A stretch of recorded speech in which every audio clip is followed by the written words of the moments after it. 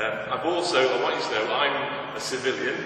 I've never been in the armed forces, and I don't think ever in my life have I been so conscious of trying to stand up straight and to compete with the young people that we've just seen standing before us and marching before us this evening.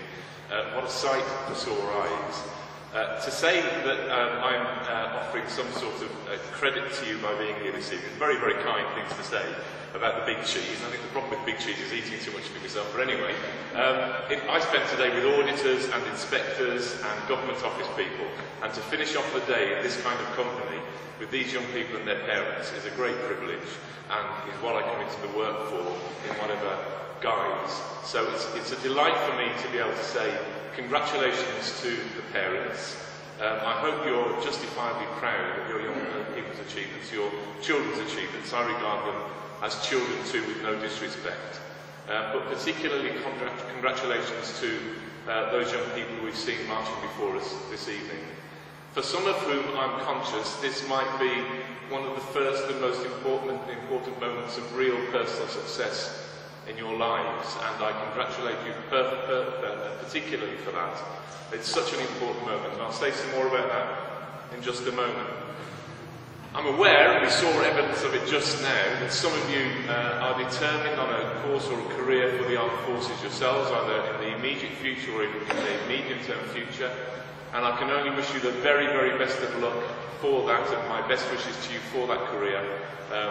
Our community, our society and our country needs young people like you to take such a course, and I congratulate you and applaud you for your efforts so far, including efforts for other countries' armed forces for the future as well. What a measure of the success of your college it is that people are coming from overseas to enjoy and to learn from that experience.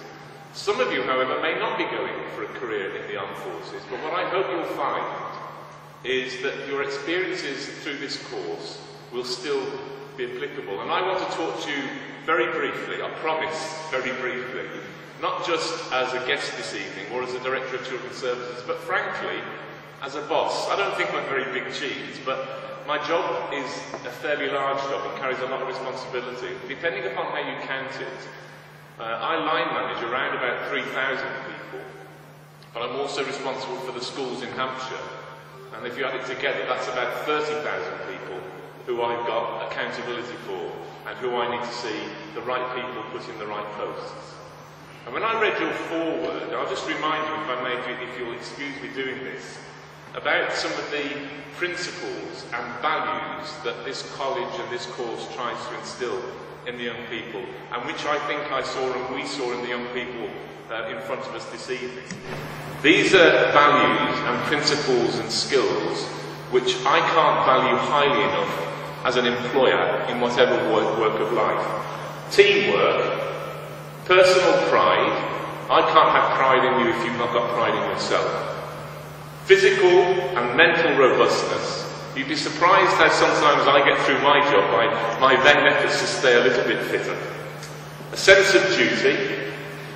A sense of community spirit, recognising the relationship between that particular task you're doing on one day, what that means for the rest of the community, linking that back to teamwork, your confidence, and also your humility. Now, in my job, we have to put into place people with a range of professional skills, a range of technical skills, and we saw through those videos and we've heard and seen from you today, you're going to be developing those in your future careers, whatever those careers may be. And those skills, those talents, they're incredibly important. But as an employer, what I need most is those values. I can find the skills, or I can help you get to those skills, and the armed forces will do that. But developing those personal attributes is irreplaceable.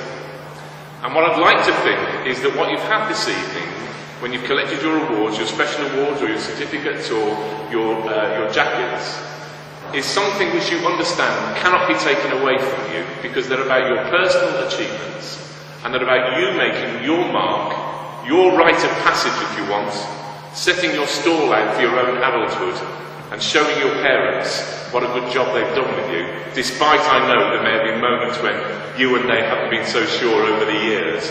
Well, let's remember today and value today and treat today as a precious moment. I ask one more thing of you, and then I promise, sit down. I ask that this is not the end of your learning, that the college is a launch pad for your future learning.